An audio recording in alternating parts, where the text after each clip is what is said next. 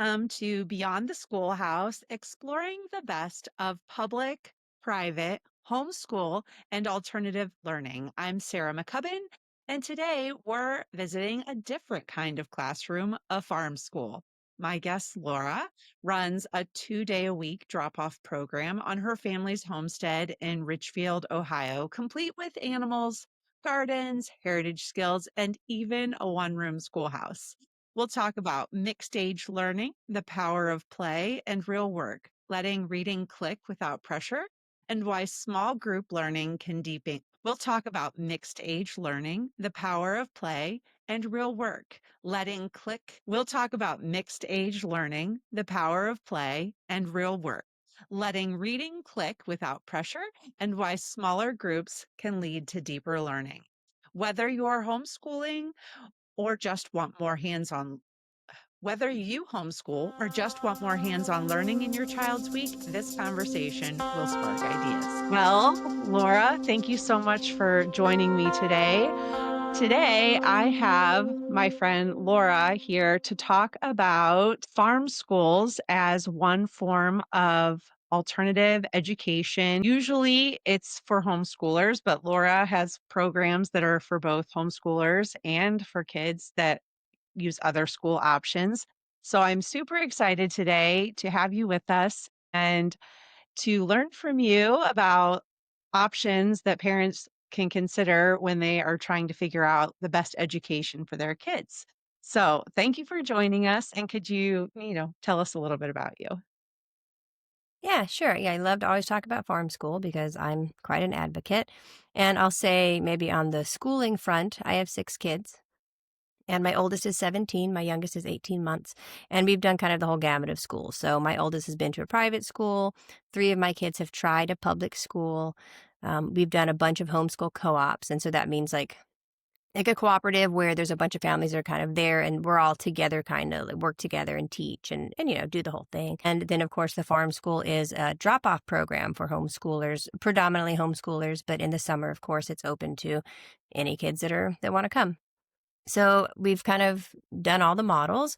And one of the reasons that I started this program is because when my older 3 kids were younger, when I first started homeschooling, I would have loved something like this where, I mean, it's not, I think a lot of homeschooling families, it's not even so much that you hate public schools or you're super rigid in your structure, but 5 days a week is so long to send your kids anywhere.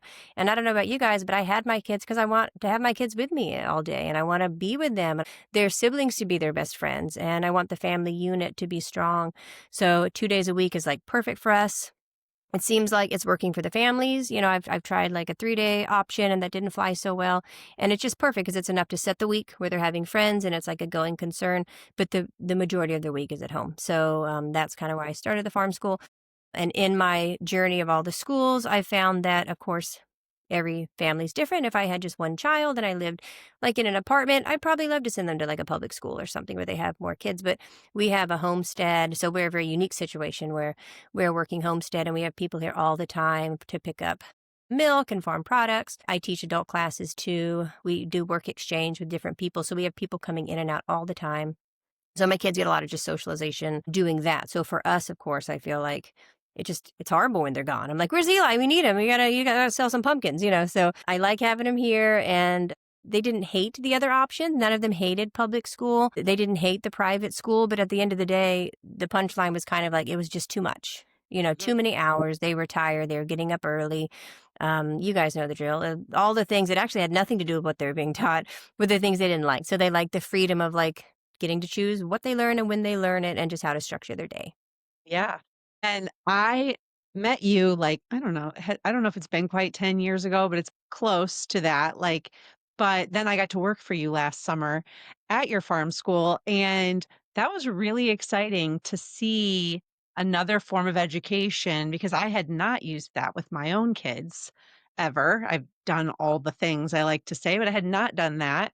And it was really interesting because your program is kind of unique even beyond normal farm schools because of your husband has the hobby of like collecting buildings, right? He So does your have that property hobby, is yes. like kind of describe your property a little bit. Like Yeah, so what's you're on breaking it? up a little. Did you say explain it? Yeah, It's so we're a private. couple different Yeah. things together. So we are, we're a homestead. We're a three-generation working farm. So we have cows that we milk. We have a herd share here, actually.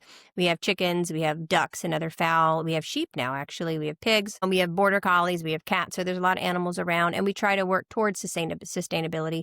We're not completely sustainable. I'm still buying my grains and stuff, but that's a big part of what we do. And I teach adult classes on a lot of heritage skills, cheese making, soap making, wild plant use, fiber arts, animal husbandry, that kind of stuff. And so that's one part of what we do. Another part is that all the buildings that you mentioned we have about 40 historic buildings here that my husband's moved from 5 neighboring counties, and that part's a nonprofit. And so he's basically spending his days bringing in, preserving, restoring, and setting up these shops. And so the idea for him, he's just like this crazy historian guy, and he loves to work, which, he's so good at it. So he restores them pretty much like they were. A lot of times he restores them to their original use. Like we have a blacksmith shop that was originally in Richfield. We have a schoolhouse that was originally in Abbeville. Sometimes he repurposes them to hold other displays and collections. But we have a lot of photographers that come. We've had a few, low budget movies shot here. And generally, people just like to come and tour. Some of the shops we use functionally, like I have a basket shop and I make baskets, and Jim has a woodworking shop and he does a lot of wood crafting. But then, like I said, the post office is not a functional post office, just a post office from Randolph, Ohio, circa 1860 that just set up with all this cool equipment. So school groups can come and tour and just see the old telegraph machines and push the little button. And even actually, it's so funny that regular phones are old school now. So we got like a phone in there and kids are like, what is this? So that's kind of funny. And so, yeah, it's all that stuff. So we're saving history, we're teaching sustainability. We live here too, so we do homeschooling here. So it's a very busy, very fun place. And that to me is such a unique combination because you do have all these historical buildings for the kids to be able to kind of pop their head in the door and see things or take classes in the actual schoolhouse is, most kids don't get to take some classes in a one-room schoolhouse, and that's fun. Yeah, and I would So, say like being so steeped in history there has kind of made me one of the things that made us like more inclined to jump into this, because I feel like a lot of times with homesteaders, they're like these urban homesteaders and they're trying to recreate the wheel and do solar panels and all these things that are great. But we're much more old school and old fashioned, and not for like to prove something to anybody, but it's because it works. Like there's a reason people did these things the same way for generations. So the model of having that one room schoolhouse where you have, say, 5-year-olds up to the 14-year-olds, that kind of works because then the little kids can look up to the big kids and the big kids can learn compassion instead of just like being cool with their friends. So it's, and it mimics the family model, of course. So being steeped in this lifestyle is one thing that made me really want to bring back that small time mixed age school, which is, a facet of the farm school.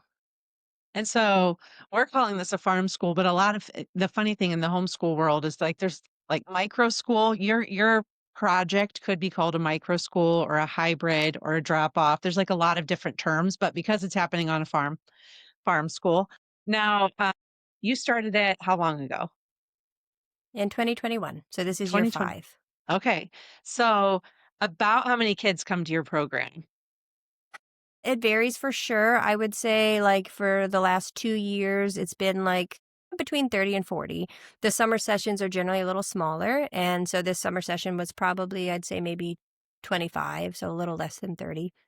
A lot of the homeschool families just take the summer off, which is fair.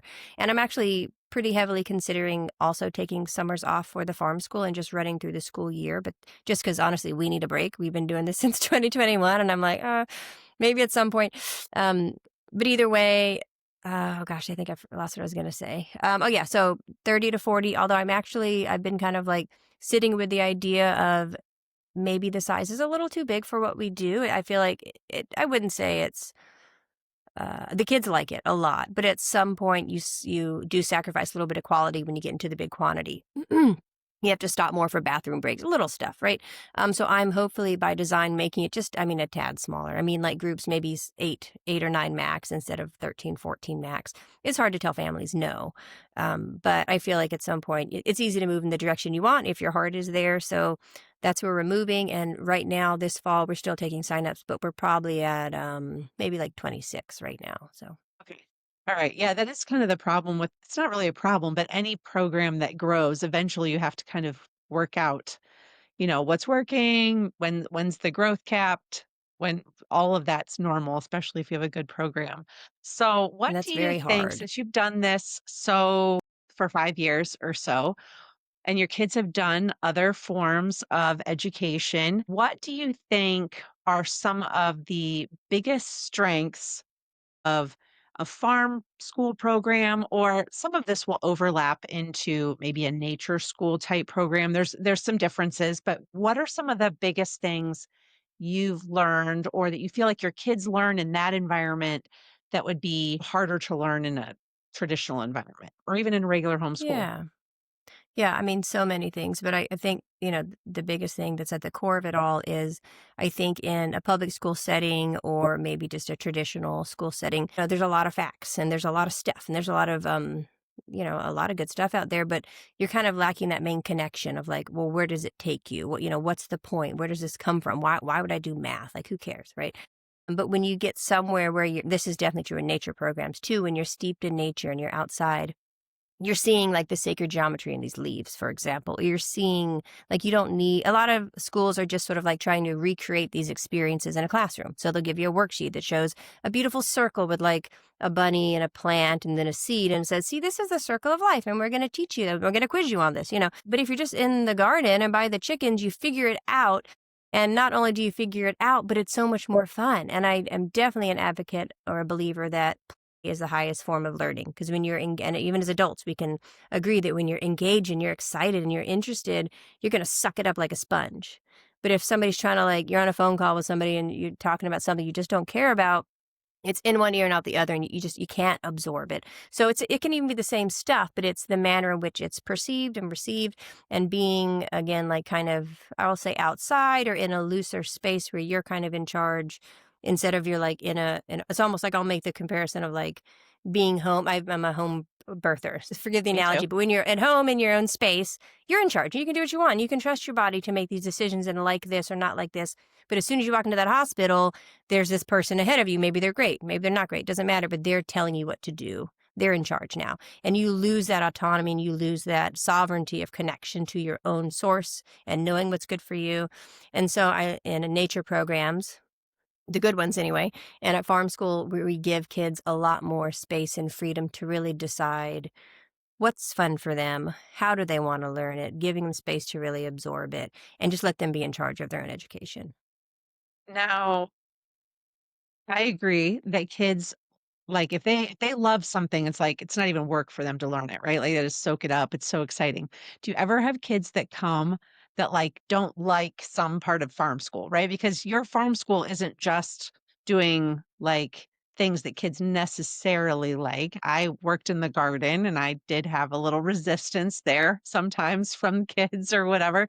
Like, so what do you do with that with kids? Like, if they're supposed to love their learning, but, like, they're still not gonna love everything you do Sure, necessarily, right? yeah, and I mean, that's sort of like, and again, every parent has their own thing, and for me, as not necessarily as the teacher, but as the mom, I do give my kids a lot of chores. Like, that just you can ask my kids, they'll tell you. They got a lot of things they need to do. And do they like it? No. Do they love it? No. And so that sounds maybe counter to what I'm saying, but I think a lot of times, even as adults, we're never really taught self-control. And a lot of times it's not so much like I have a daughter that it's not that she, doesn't want to get up and go outside, but she's just too tired and she knows her body doesn't want to. And so it's easy to let your mind talk yourself into thinking, I really just want to sit and read. Really, you're just kind of too lazy to get up. So I want to make sure they can discern the difference. I'm not saying it's bad to sit and read, but I want you to be in control of your body and your environment when it's necessary. So I like to include those chores. In saying that, I don't give a lot of push to kids who I think it comes with being a good teacher and being a mom where you can look at a kid and tell where the pushback is coming from. Is it a place of really discomfort? Is it a place because they really aren't feeling it? Is it a place because they're just scared of the chickens and they don't want to go in the chicken coop? Or is it that they're just kind of like looking for that push, right? So that's where I would say, and that's maybe all like virgin to like where one thing I didn't love about the co-ops so much, not all the co-ops, but some is like, it's just moms teaching. And I love moms, but not all moms are really teachers or want to be teachers. They want their kids to be involved, but there's that requirement of parents having to be involved. And here at our program, I make sure we have really amazing, phenomenal teachers that have been around kids a lot, really know the drill, really know how to gauge that. And also, one nice thing about our program is we have a lot of return families. So I know that, Chris is a kid that really loves to help, really loves to pitch in. And when he makes a joke, he's just being goofy. But then there's another kid that I can tell. So you know their personalities because you've known them for a couple years. And again, that's one nice thing about the homeschool model slash small micro school model is you can have those relationships. I mean, the best teacher I know would never be able to really handle 26 kids in an hour and know their learning styles. It's impossible. You just can't. It's damage control at that point. Chaos control or something. I have Yeah, the biggest respect for teachers that are able to accomplish something with that many kids I in know. the room. And that's what I mean about smalling up farm school because I feel like even though it's fun, like when I go in the garden, like right now, if I don't do garden crew much, but when I do and it's a group of like 8 kids, I can like, come on guys, come over here, let's look at a thing. But then like if I accidentally end up in the garden with like 2 or 3 kids, it's so fun because I can really let them each pull up the carrots and we can talk and I can listen to what every kid is saying. And you just can't do that when you get to a certain number. So Right. Yeah, that's true. That they do love gardening becomes fun when you actually get to harvest. That's yeah, everybody yeah, yeah, loves that's the whole deal. the garden crew then, right? We not so much. Nobody's super excited about that. Yeah, But yeah, yeah, yeah, that's true. so you talk a lot about how important play is. And so how would you define play?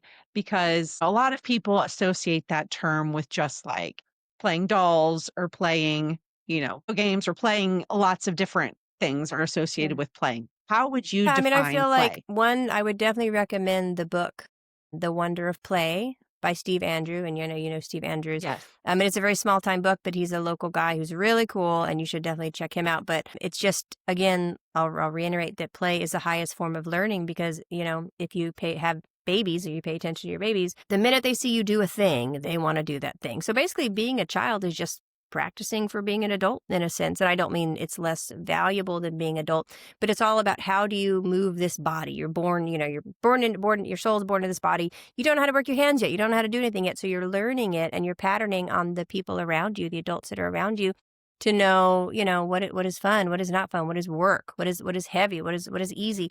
So that's why it's so important, the mind frame again, like of the adults that are around kids, because they're picking up on all that from you. But, like even today, I try so hard to be patient with my son, Elson, who, like, we had grits as like a wet cereal. I assume Northerners don't know what grits are. And I gave him like this bowl of grits, but it was too hot. So I didn't want to touch it. And so anyway, this back and forth for 5 minutes. And finally, I'm like, just take the bowl of grits. And of course, he was so happy. He grabbed his little bowl. I mean, he's like spooning it all over the ground, all over his face. But he just wants to do it himself. Like babies just want to know how, kids just want to know how to do everything. So like if they're ripping something apart, they're trying to figure it out. If they're making a mess, it's just tactile. They're learning what that juice feels like, squooshed all over their hands. So a lot of teaching and parenting, unfortunately, can look like, how can I make this kid easier to parent? Or how can I make this kid easier to teach? And I don't know about you, but I'm not trying to make a bunch of like little obedient adults. Like, that's Mm-mm. not what I want. That's not what No, I am. no. So that's the last thing I want. But often, as you're just patterned from what your parents did and et cetera. And it's easy to say, don't talk now, eat this, do this. Because I know, and I do definitely believe that each generation, it's Native American prophecy and Christian prophecy and all these different esoteric beliefs, but each generation is born just a little closer to source and more connected. And our generation, we're a great jumping off point, but we don't really understand their generation. And we shouldn't because it's different. So we know exactly what's good for us. Like I can tell you what's good for me and my body.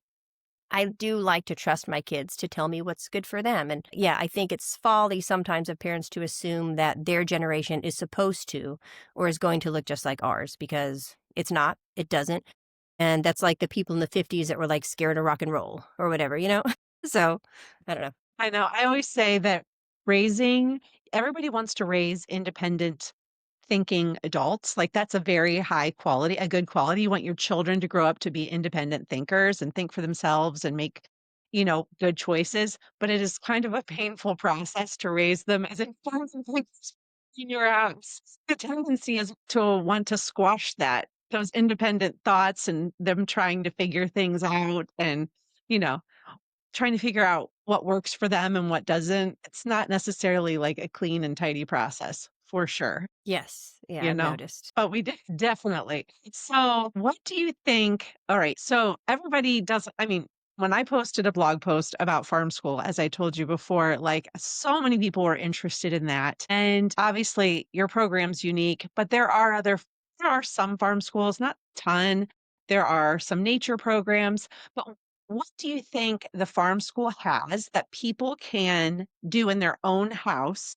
Like everybody's not going to have a farm with historic buildings and stone garden is like unique. It's very, very unique. But what do you think people can do in their own houses to start that kind of replicates some of what you're doing in a farm school program? Yeah, I mean, one thing that I think, and I guess since I haven't seen the program through like fresh eyes, that's a good question. I'd love to hear it too from other parents. But I do think got a lot of good feedback about the chore time because that's one of those things, especially as a homeschool mom, where you're the only person that your kids learn from. It's easy to fall into that category of just your kids not really listening to you, not wanting to do their chores.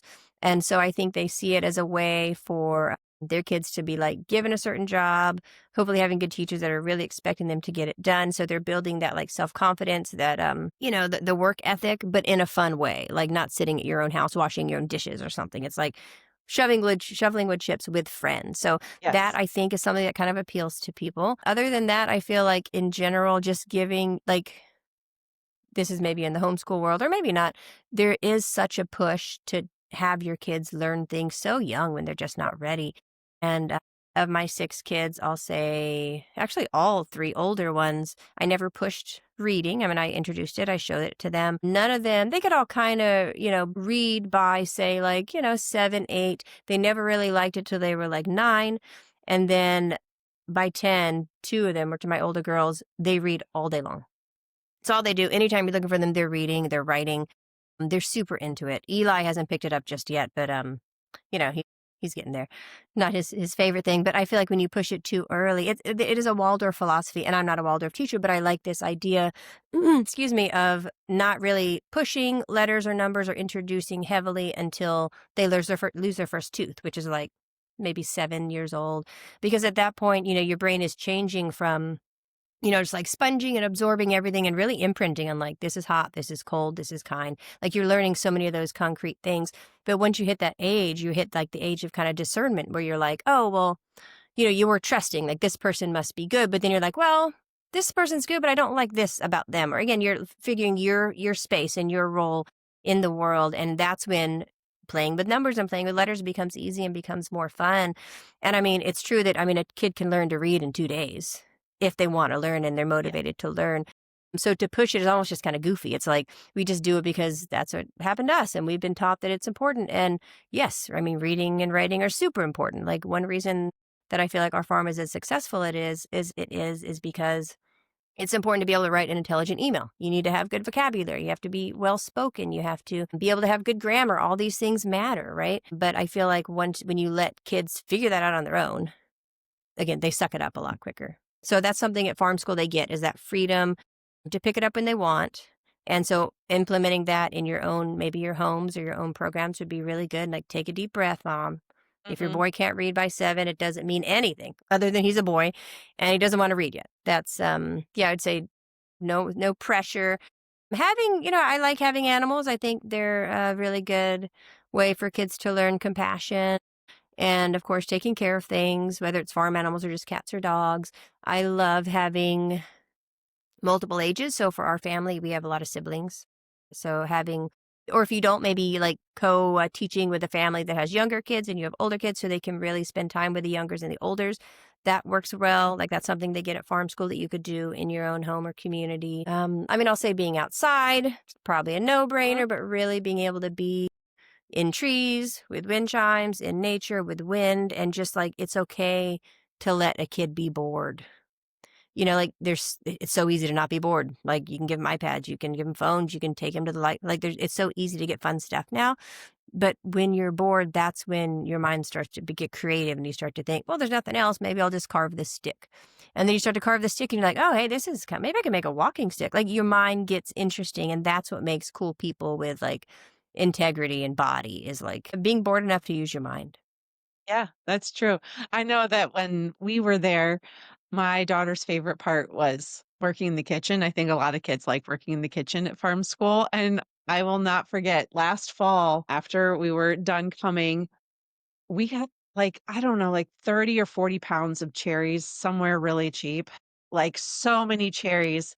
And I realized after I bought these cherries that we didn't have a pitter and I didn't want to freeze them without that. And I was like, oh, shoot, what am I going to do with all these cherries? And Julia, who was just 6 at the time and who had spent the summer at farm school, was like, you can use a metal straw and, pit these cherries. And she was like, "I'm gonna learn this at farm school."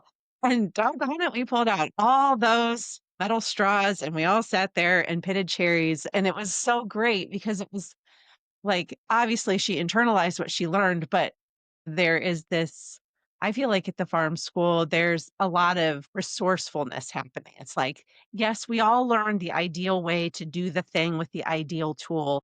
And that's great, but our forefathers didn't always have the ideal tool. They either had to make it or they had to, jerry rig something. They had to get by with what they had. And so I loved that that was kind of, a strong memory is that, she learned how to do something with the Yeah. not the And I perfect think that's tool. something else that's nice about, I'll say living on a farm, but farm school because it's tied in, is there's so many of those things that just like you just throw a lot of work at it, but it's pretty simple, like shelling beans or something Yes. that it's very meditative. It Hmm. takes a long time, but it's kind of like you can zone out in a sense and just kind of do the job with other people. And I was just talking to one of my daughters, and she said one of her favorite things about farm school is when she's allowed to do something like draw a picture or use clay, and then she's being told a story while she's doing it because she's being creative with her hands, but she's like, you're so much more in a place of absorbing mentally when you're just physically, your hands are busy and you don't have to be worried about what am I supposed to do? So you're just Hmm. doing it. And so again, it's teaching the importance of not only working with your hands, but just a slower way of life where it's okay if something takes a little while. That just Yes. means it's something meaningful. Yeah, for sure. I think when you see something like that in person and you see it working, I don't know. I don't know how you started off your homeschool journey. I started off very rigid. My oldest, doggone it, he learned to read at 5. He was going to learn to read through blood, sweat, and tears, and he learned to read at 5. He didn't love it till he was like 8. But, with each kid, I got progressively less rigorous. I was like, I'm not willing to deal with the tears anymore. I waited and waited. Yeah. And I had some that were like, older, 8, 9. I mean, one with, like, reading struggles, he took even longer, but he's reading now. It's fine. He's 15. He's finally reading well. Yeah. And the other funny thing is my oldest daughter is now in it's CVCC, like a Cuyahoga Valley Career Center, Uh-huh. and she's the only homeschool kid there. There's I don't know how many kids. She's in a dental program because she wants to be a dentist, which actually is like homeschooling through high school is like has opened my eyes because that was something that was a little bit of a, and I wouldn't say a fear factor, but like I wasn't sure. But it's actually really easy. Who knew? And she's very motivated. But the funny thing is she's talking about how badly these public school kids read and just like they won't even try to pronounce words or so I'm like, from the homeschool side, you're doing a great job, moms, because like, you have to compare what they might be getting in public school and there's a lot more of it, but it doesn't necessarily mean they're going to absorb any more than they're absorbing at home. So kind of funny. Yeah, it is very satisfying when they get out there and they're having to do something on their own and you see their motivation kick in and it's, like, Yeah. working. That is, like, that lights me up. I'm always like, "Man, I wasn't a great homeschool mom, but they're doing it. So, okay, you don't have to do it perfectly." That is Yeah, so satisfying. it is. Well, we're going to wrap up here in just a second, but we didn't tell people where to find you. And and if people want to learn more about farm schools, how to run them, how all that works, how they can reach out to you because I know you're great at helping people answer those questions. So, where can people learn more about you? Where can they follow you? Sure. Yes. So one thing I'll say that's on the same subject, but first is I just found this out, and this is a new law. I don't know where all these listeners are, but in Ohio, it's an amazing thing because we finally got that question of like, hey, are you guys licensed? Like, what's your licensing thing? And we're a 501, we pay taxes, but we didn't have a license. I didn't even know what license we would need because we're not a daycare, we're not a school.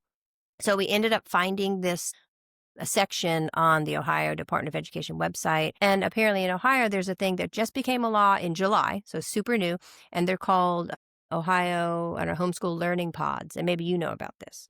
But I don't apparently yet. now, if you're a learning pod, which means it's kind of like most co-ops become a learning pod, but if you only have homeschool kids, if you have at least one parent of one child in your program, so it doesn't mean all the parents of all the children, but at least one that has kids in the program, and I think it's like for ages 6 and up, but younger kids are allowed to be there, then you qualify as a learning pod and you're exempt from any licensing regulations in the state. Just found that out. That's really good news. So that's important for anybody here. And I'd say look into similar things in your states because I've definitely seen this huge surgence of all these things. I'm so excited about it. Like we were like the only shop in town in 2021, and now they're all over the place. So this is really cool. So yeah, call me whenever. I have a website that our main farm website is stonegardenfarm.com. We have a big Facebook, stonegardenfarm.com. Specifically about the farm school, our website is farmschoolohio.com, farmschoolohio.com. And there's more information specific about the farm school, but we're open most of the time. So you can always just come by, see the playground. It's always free to tour, see the grounds, and we can talk. You are in Ridgefield, Ohio, right? Richfield, Ohio. Yeah, like midway between Akron and Cleveland. All right. Yes. And it's a beautiful property. So if you are in Ohio and you are near enough to come visit, you should because it's actually a really, really cool property. It's True. those kids are lucky. They'll realize it someday just how lucky they were. Hopefully. There. So, Laura, thank you so much for joining me. This has been really, really wonderful. And your program is beautiful and very inspiring. Kids learn so much. So, do you have any last thoughts before we jump off here? I can't think of anything. I'm just excited that more of these are popping up and excited that people are excited about it. And we're going in a great direction. I agree. Well, thank you so much for joining me.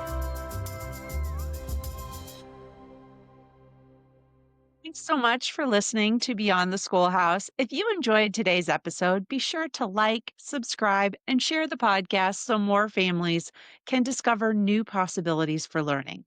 And if you're ready to take the next step and start your own homeschool group or micro school, we'd love to help. Just head over to schoolmaking.com and fill out the form. We'll send you tools and guidance to get started. Until next time, remember, learning doesn't just happen in the classroom, it happens everywhere.